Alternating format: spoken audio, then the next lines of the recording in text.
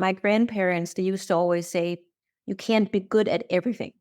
Either you're good at science or you're good at social science. Also, they used to say you can't be the best at everything. And it turns out that neither of those statements are true. What I realized very early is that we really want to put humans in a box so that we understand them. But we create these artificial groupings that can make people feel different or odd, and that's not very productive.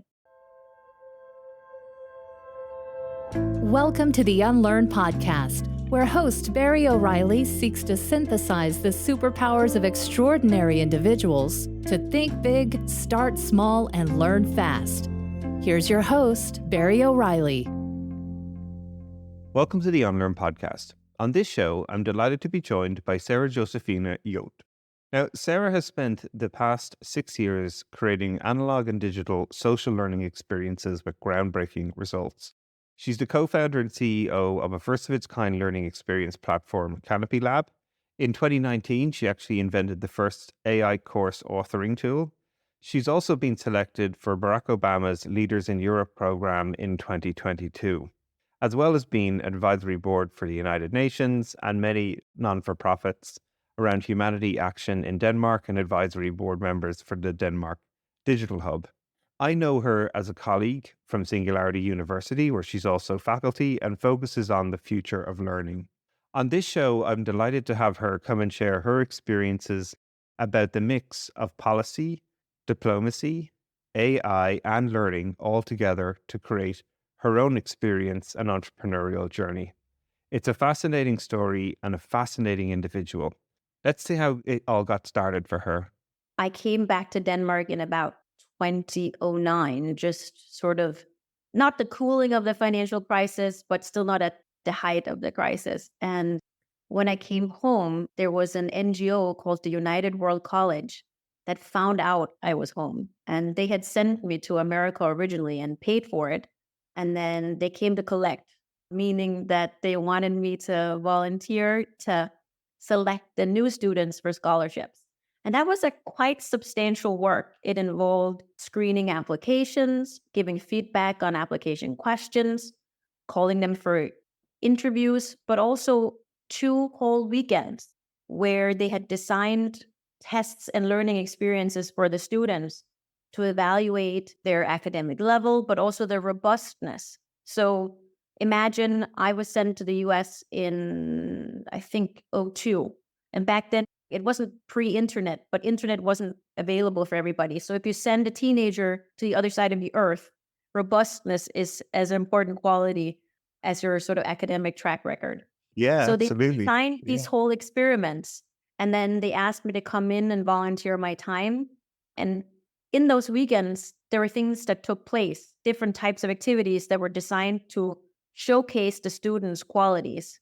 So it ranged from role-playing exercises to debate to building paper towers together and competing against each other to really sort of shed light on their character and various aspects of their personality. I remember telling my husband, oh no, now I can't say no, I'm going to have to do it. And then all of a sudden, I ended up spending pretty much 10 years volunteering with them, then taking over as country lead for the voluntary organization, but also working with consultants to completely redesign and rethink the kinds of questions and activities we carried out with the students. So pretty early on, I was very fascinated with how we design learning and create learning experiments, but also set up situations where students feel that they succeed and have a fair chance to show what their strengths and qualities are. At that time, I didn't know that would be such a defining thing for my career. It was something I sort of did on the side while I was pursuing my actual career plan. But it's just stuck with me, and it ended up being something I look forward to very much every year. And then I ended up spending most of my career working in now. I love that you sort of jokingly say they came to collect. Fantastic. But it sounds like this is the ideal scenario, that even when people envisage those types of programs, that something like that could happen, where they invest in someone like yourself. You have a great experience, great opportunity. Then for it to sort of come back full circle and you to have a chance to not only help other people through that program, as you say, but also then suddenly become a creator of that program and build upon it. What were some of the pieces as you started to unpick apart creating these experiences? Because we often hear of all sorts of development programs. It could be a corporate one where you're sent on a leadership development program for 3 months and you get exposure, you learn how to do feedback or lead teams or whatever it might be. Or you've even gone on to experience at a global level working with the Obama Foundation to be part of these amazing type programs. And some of them can really deliver and have great outcomes, and some of them can be sort of a waste of time. I've seen people being very frustrated, actually. So you have this unique experience that you lived through one, then you got to design one. What were some of the things you had to sort of unlearn, if you will, about flipping it around and then starting to create these experiences for people? Because it sounds like it started for you to sort of pay it forward, and then it suddenly turned into something more than that. What was that pursuit of curiosity too, as well as you were going to build these programs? When I was a kid, my grandparents, they used to always say, you can't be good at everything. Either you're good at science or you're good at social science. Also, they used to say you can't be the best at everything. And it turns out that neither of those statements are true. What I realized very early is that we really want to put humans in a box so that we understand them, that we want to create. Yeah, categorize. Yeah. Yes, but we create these artificial groupings that can make people feel different or odd, and that's not very productive. With United World College, we were set out to design evaluation situations with the premise that people are different and we want them to shine. And if people are different and encompass different talents, and we want to put together versatile, diverse groups who empower each other to do exciting things, then we weren't looking for a specific group. And you couldn't go into that situation with an assumption that if you're good at math, you don't know how to play an instrument or something else that's totally ridiculous. So I think that's really sort of shaped my thinking. And then also witnessing that people who have one experience that's a success are likely to then be successful in more subjects as well, because they build on that success. To share a personal example, I went to partially an English speaking school almost my entire life. And that meant that when I started high school, my English was better than pretty much everyone else. That makes sense because it was already a big part of my life. And then you already have one subject where you're a success and you don't have to focus much energy there. Self-esteem comes from that situation. And that makes it easier to thrive in the next subject. So again, this idea that you can't be the best at everything, actually, the more you master, the easier it becomes for you to master even more. And the further we get in our careers, we realize that every subject is inherently interconnected, and not like math is related to music, which is related to social science and history and culture, etc. So in a way, I always wanted to defy these types. Like they always challenged me. And I said, well, actually, you can do that. Another thing they used to tell me is, don't voice political opinion. I said, well, why not? Because you can't take it back. Once you've said something, it'll be out there forever. And if you change your mind, you'll look ridiculous. And I thought, well, that doesn't quite make sense. Because in a world where we continue to learn, you have to change your opinion sometimes, because or else you're showing that you have no progress, that you're not taking things in, that you're not reevaluating your position. And I don't think that can be a position of strength. Never changing your mind will tell me that you're stubborn or that you're too proud to admit that you made a mistake. Those are things that have really sort of influenced me. And then in my life, there have been these moments where I've realized that I've done something in a totally, totally wrong way. And I think that in my more adult life, in my 30s, I haven't seen that as something to be stressed out about or not be proud of. In my 20s, especially being an entrepreneur, it was much more about saying, I know this, I've done this, make everything look great. You have to look great. The company has to look great. It has to be on the glossiest piece of paper and the shiniest website. And then that was somehow how we showed strength.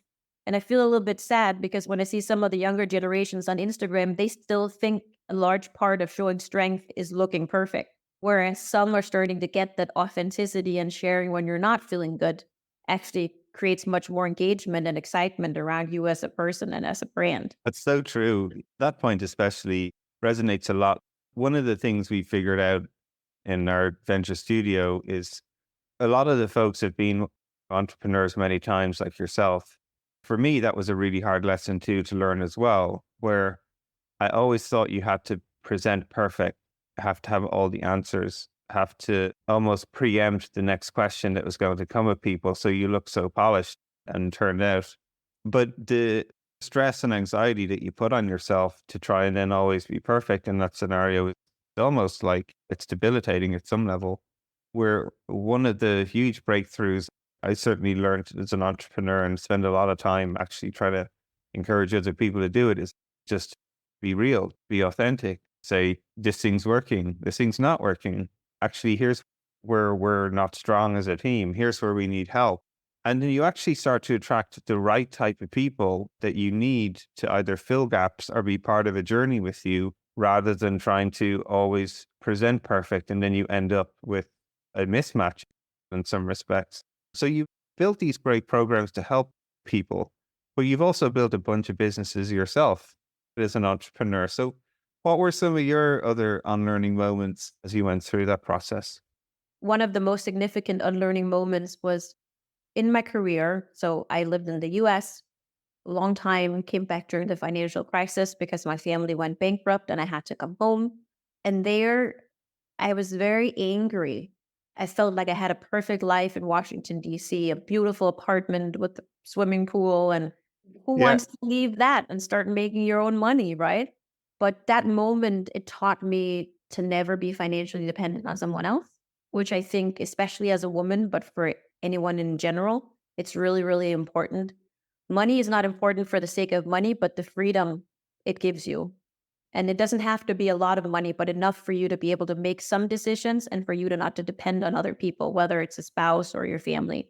So money brings leverage, but also this understanding that I think the years before that, I hadn't really depended on myself to shape my own luck and to set the path. So it was really important to come home and realize wherever I go now, that's a decision that I have to make, and I have to make that money, and I'm in charge of myself. That was very empowering. What Yeah. did involve some sort of anger in the beginning. The second moment was when I realized I didn't want to be a diplomat. I had pursued that my whole life. I had done things that were completely ridiculous, like study Russian in evening school. If you speak intermediate Russian, that's not super useful. We can agree if you're fluent in Russian, that's useful, but that's not super useful. So I had really devoted my career and my whole life to pursue this one goal. And then when I was living in St. Petersburg, I realized I don't want to do this. It felt like such a failure at the time and a crisis of identity. Had this one thing. I know where I'm going. I set out a path. I have communicated this path. This is my life goal. Everyone knows. They look at me and say, Sahra, she wants to be a career diplomat. That was it. She wants to be an ambassador. And then I didn't like it. I didn't like how we worked. I didn't like the hierarchy. I didn't like the bureaucracy. At times today, where we're seeing the conflict with Israel and Gaza, one needs to question how effective international diplomacy really is. But the point is that at the time, I perceived it as a failure. And then all of a sudden, I realized, how is this a failure? I set out to do something.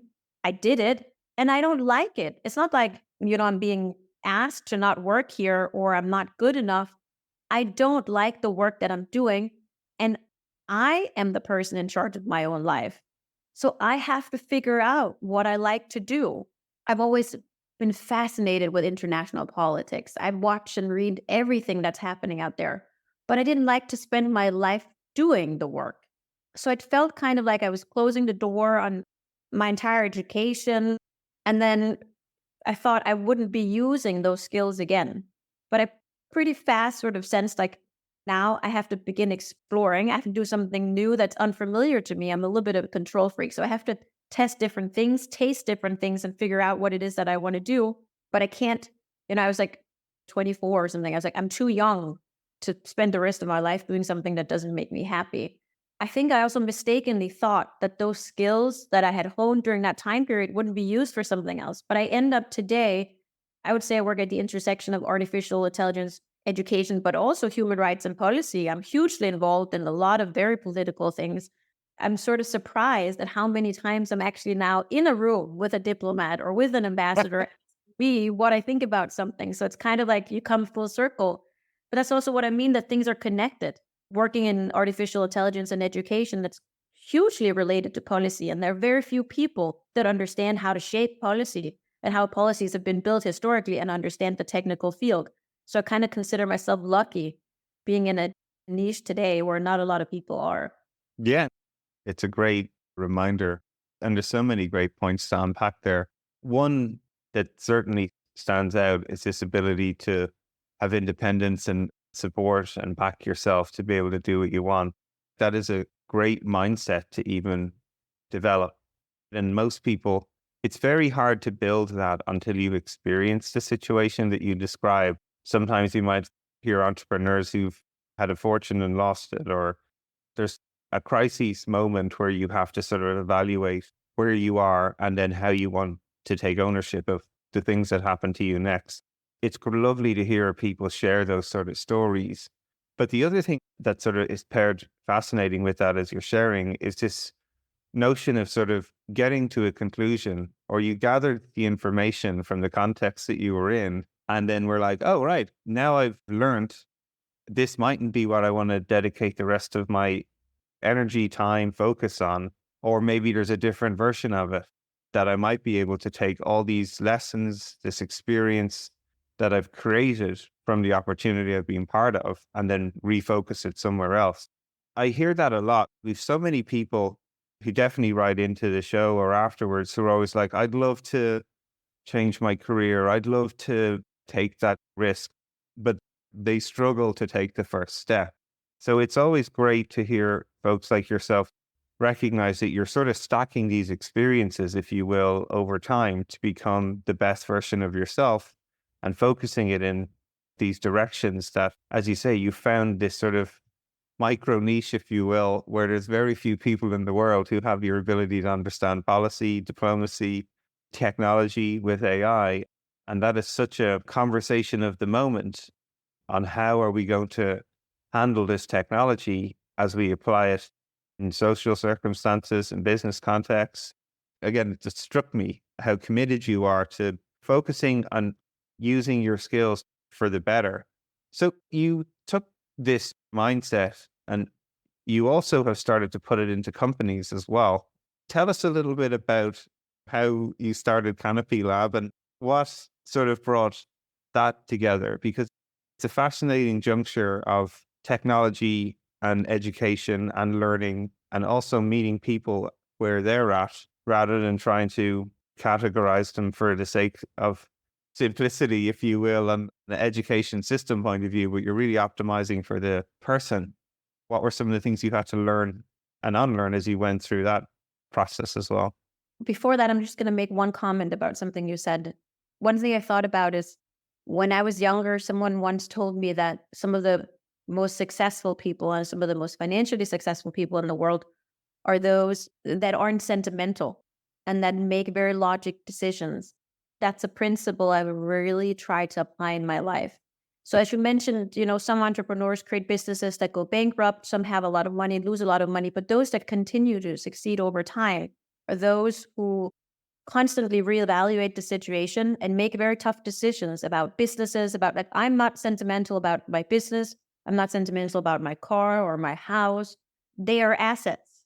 I might love them and spend a lot of energy on them, but that doesn't mean that one couldn't be converted into something else or one could be sold, or you have to take a very pragmatic approach and you have to separate this ego from the situation you're working in.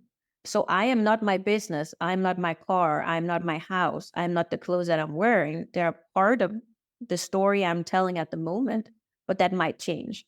And I think that's something that's really, really important. You see entrepreneurs go bankrupt with companies after 15 years that should have gone bankrupt after 2 years because they're too sentimental to see they don't have a product market fit. Or they are too embarrassed to understand that there is no successful entrepreneur who hasn't made a couple of things that didn't work out. I view my CV or my experiences as like I'm stacking like a memory card in a way. And in order to do that successfully, I have a lot of stuff on there from my education, from working with diplomacy and human rights. But I try to really stack it with new stuff. So another thing I've been doing is playing a lot of games with my kids. And that's a fairly recent thing for me to be gaming. And it's not because I inherently am interested in gaming. I'm not a gamer. like an anthropologist. I like to understand how it's set up and the structure and how it works. But it's taught me a totally new vocabulary and a appreciation and love of gaming as an industry and wanting to work in that industry. So I think that's a really, to not be sentimental, to make logical assessments. The start of a year is a good time to go in and reassess. Just as you look and you renegotiate your loans, renegotiate your life. Am I doing the things I want to be doing at this time? And then in terms of just like everything with CanopyLab, there wasn't like this one moment. I think ideas really sort of grew over time. There were a lot of things that came together.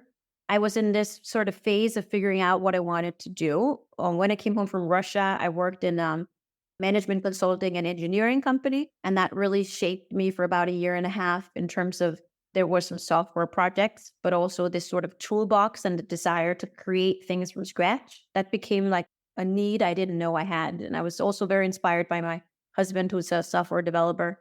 He was a creator. And when you want to be a diplomat, or even if you work within research or management consulting, you're not a creator. You don't view creation as a core part of your identity. You are a researcher, or you are a disseminator. Like, you don't create. But I realized that perhaps I could also create something from scratch, something that didn't exist before. I found that very fascinating. And then I accepted an offer to start a Ph.D. position, which was originally focusing on migrants. But then I quickly got it shifted to focus on migrants' use of social media and different technologies and platforms. And then the company grew out of that. It grew out of me being inspired by some of the things that my husband was building. As a part of the PhD research, I did a lot of tests. I analyzed online forums and communication, but I also started my own YouTube channel. And CanopyLab, together with United World College, also brought 30 or 40 young students to a small island in Denmark and taught them social entrepreneurship. So that really shaped my thinking that I wanted to start a learning company that helps empower people, especially young people, to realize their potential. And then a sort of a couple of things where I think we were really good at capturing the sort of zeitgeist. We realized back then, I mean, this is 8 years ago, that structuring a learning platform like a social media was a good idea because our users would migrate to other platforms and have a lot of bilateral conversations. We saw that all research indicates that people learn more when they learn together. Learning Yeah. is also social exercise. Chris got that idea, and that really boosted our engagement. And then pretty fast, we started talking about the use of artificial intelligence for personalization purposes and for the auto generation of synthetic content. And back then, there wasn't really a vocabulary for what we wanted to do. But through listening to and being curious about the conversation happening in tech and in other places, I saw very clearly the move towards synthetic content creation. Then we got some public funds to be able to be one of the first companies in Denmark that were pursuing how to build algorithms for synthetic content creation. And it was very exciting and a very defining moment for us. It's an amazing story. I just really enjoy hearing people's twists and turns on their path. You especially, because you're building an education company, but also like learning your way into finding what that company is. I love when things sort of resonate and rhyme. Such a great example of that. So when we met at Singularity University, it's a fantastic hub for very interesting characters, always sort of technology forward thinking people about how it might impact their business. And you're obviously one of the faculty there too as well, but deep in this space of learning and helping people understand the future of learning too as well. And I was instantly struck as you were describing how you had built the business and its purpose and the way that it was adaptive and thinking about how you can personalize to individual, but also learning in group context. These sort of patterns, I think most people, probably some of them haven't even seen them yet, or some people are probably starting to see those emerge. What have been some of the big surprises for you that as you were building the business that sort of were like, wow, we couldn't believe that happened as you were integrating this social context? I love that you started making videos on YouTube and used that to sort of inform what you were doing too as well. Like the experimentation's been fascinating. So can you share some of the experiments for you that have been like ahas or ones that you were like, oh my God, that sort of went totally different than I expected? Sure. I think it's Reid Hoffman who did the episode with Airbnb about like the 5-star Airbnb experience. But one of their conclusions in that episode, whoever made it, was that you have to do things that don't scale in order to find out what scales and what scales well, and to find sort of your super fan or your super user and really understand why they're obsessed with your product, and then try to make more of them. For us, YouTube was kind of a part of that experiment. In the beginning, we knew that young people were engaging with NGOs and that they're looking for something. The segment that we work with, they're quite academically secure. They were looking for other experiences to meet other people. Some of them, we knew they felt sometimes a little bit alone at their school. Perhaps they were the only person who cared about Black Lives Matter, or the only person who wanted to create the recycling club. So they were seeking communities of like-minded peers, and they're curious about the world. We knew we needed to get to know them better. And we also never had envisioned a product from the beginning like this is what it's going to look like. We were very sort of explorative in that process. When you do a PhD, you have to also teach. I was required to teach quite a few hours. So then I figured it's not a lot harder to just also teach that online and see how people are engaging with the content. And then what we realized pretty quickly is that, one, they're searching for something slightly different. I always felt kind of like a fake at university, teaching something I didn't know a lot about, you know? It's like, Yeah, I'm yeah. pages ahead of these guys in the book. They don't want to know about that. They want to know about the stuff I really know about. And they want to hear from other people. Again, like if it's a migrant crisis, you don't want to just hear about the dude who made the immigration policy or me who's interpreting it from the book. You want to hear from the migrants. You want to hear from the aid Yeah. worker. You want to hear Right from the on. whole chain of people. The first idea was to again say, let's change who is speaking. Who is an authority? Who do we want to hear from? We want to hear from someone else. Quickly, we saw like it's not scalable that I'm teaching. Then we switched based on the feedback to having other people teach who are practitioners. And then finally, we realized that the intervention we wanted to make was to fundamentally change how people learn, and to again, sort of leading back to United World College, allowing them to shine requires different modalities because they learn in different ways. So we realized actually we have to become a software company. That wasn't Yeah. clear from the beginning. It was always Yeah. clear that we were in education, but it wasn't so clear. I would say today we're much more in AI and education, like a software company, than we're actually an educational company. Having sort of that curiosity along the way is incredibly important. Not pretend that you have the answers. Obviously, there are things that I've learned along the way, like as a leader. One of them is we touched upon in the beginning, this whole like thing about being perfect. When COVID happened, the uptake we had in users was so fast that some things just didn't work.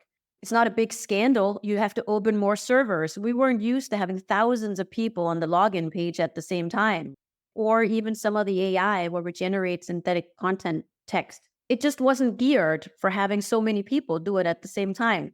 So it didn't work. I thought that was, again, like, that's such a failure. That's such an embarrassment. No, it isn't.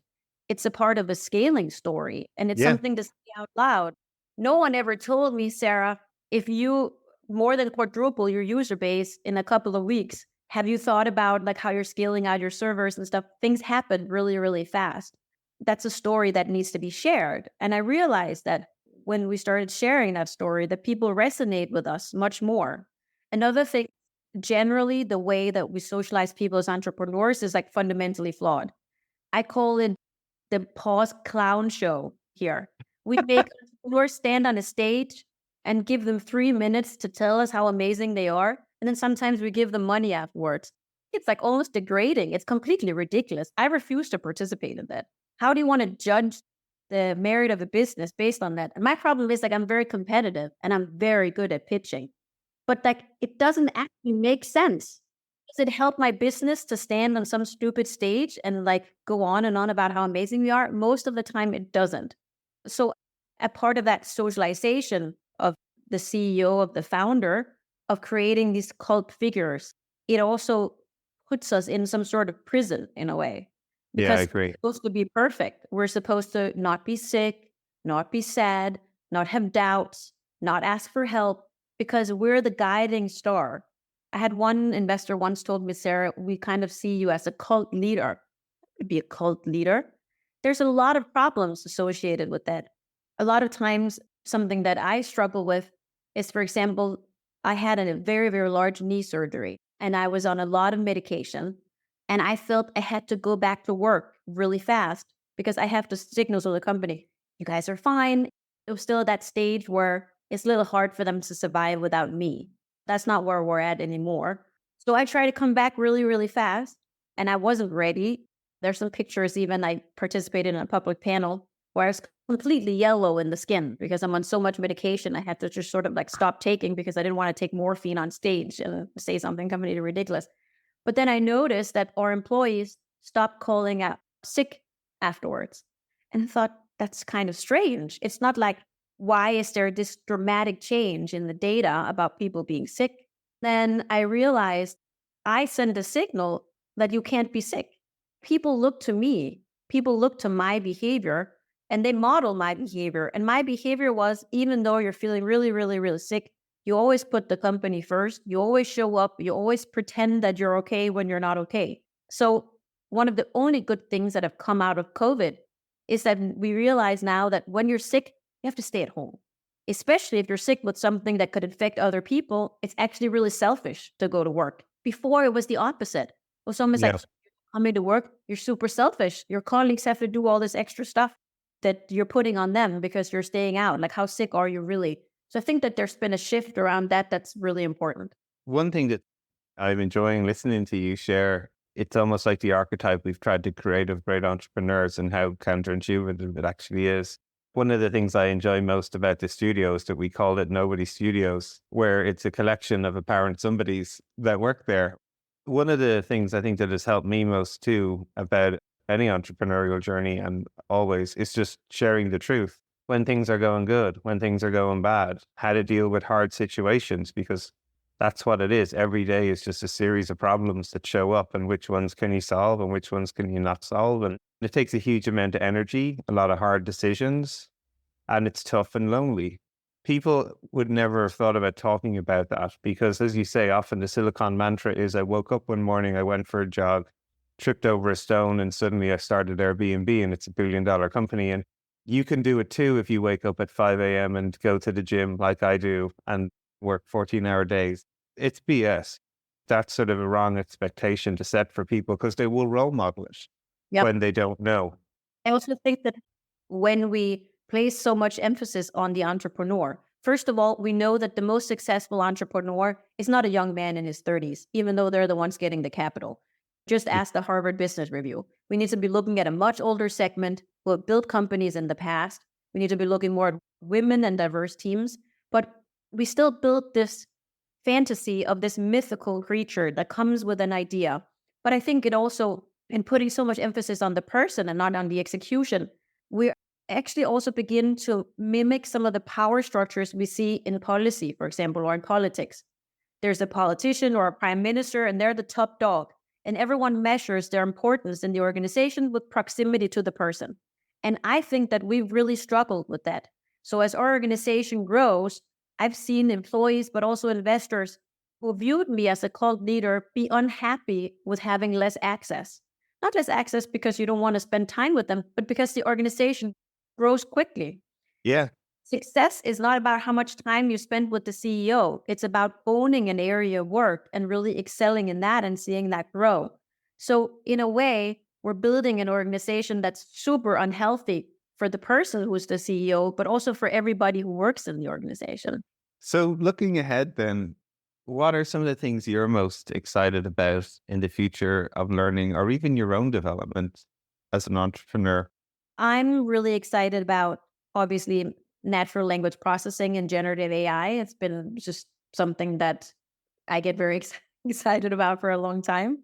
Something I'm personally really invested in at the moment is figuring out ways to include people with a limited written language, basically the future of learning and the future of artificial intelligence. What I mean by that is, for example, I am working with an organization called Cambodia Living Arts, and they're really trying to empower Cambodian artists to leverage artificial intelligence. But there aren't a lot of models in their language or in a lot of languages. Also, if you look at a lot of the African languages that have very limited written content, you can't iterate, you can't invent new things on top of the language models that already exist because they aren't really trained. Yeah. That is an example of a project, and there are several projects happening where some of us are trying to find ways to record more natural language and have it included in models. And luckily, the technology can help us do that. What we have to understand is that we used to only talk about the gap between rich and poor, but the gap between those who are included in the technical revolution and those who are not is widening every single day. Because if your language isn't represented in the new large language models, you're exponentially left behind. This is a huge, huge problem. And any policymaker should be very concerned about that if you're included in the group who isn't really represented. That's something I'm incredibly excited about. And of course, at CanopyLab, we're constantly widening the pool of exercises we can do that are generated by artificial intelligence. We already generate a bunch of quizzes and journal exercises. Right now, we're very close to releasing a new tool where we can help empower students to improve their written work before they hand it in. What I mean by that is I always, as a teacher or as an educator, have found it very frustrating that you give the majority of your feedback after a grade or maybe not at all. You have maybe some students who come and see you for some guidance as they're doing a written work. It could be a master's thesis. And then you give them a grade and very limited feedback, and then it's over and the learning sort of ends. So my thinking was that let's give them more power to own that experience and to get more feedback in the process. So our new tool will enable you to get feedback on your strength of argument, on your grammar, on your whole sort of essay beforehand, but also will come and estimate a grade before you hand in your work. So you have a chance to see if you want to improve upon it or not. And that's a part of this sort of my vision in education is that it has to be much more user-centric. We have to take in real time. Yeah. Yeah. What's the incentive to look a lot at that feedback once the grade's already been obtained? That's just not very high. It's human nature. Even though you can learn a lot from this sort of after action reviews, unless you're a professional athlete watching your videos over, students don't go back and review it that much. So let's try to give them that feedback in advance, and then they can decide if they want to do something about it. I love that as well, because it's the life they live at the moment. They share an image and they get feedback instantly, and that's how they iterate. Listen, Sahra, it's been absolutely amazing to have you in the show. Thank you for sharing as much of your own personal journey as all the amazing work you're doing. I look forward to having you back on the show again and sharing more. So thank you very much for being on. It was good to be here. Hey everyone. I hope you enjoyed that show, but I'm even more delighted to share the exciting news. I've recently co-founded a new venture studio named Nobody Studios. Now, Venture Studio is a vehicle for the rapid creation of new companies, from ideation to acceleration and growth. And our purpose at Nobody Studios will be to de-risk pre-seed stage business ideas. We'll do this by minimizing the time, speed, and capital involved in validating truly repeatable and scalable business models before any significant venture investment. We've an audacious goal to start 100 compelling companies over the next 5 years, and who knows how many beyond that. So if you're interested in radically changing the way work is done, how products are created, companies built and funded, even democratizing the wealth creation and how returns are distributed, this could be the business for you. We're looking for talent, capital, and influence. If you wish to contribute any or all of these, just get in touch. You can follow us on nobodystudios.com, on our LinkedIn page, all the social media accounts, or simply my newsletters and what I'm sharing. We'll be launching a truly innovative crowdfunding campaign, and I'd be honored if you'd be willing to join us on this journey and become a nobody yourself.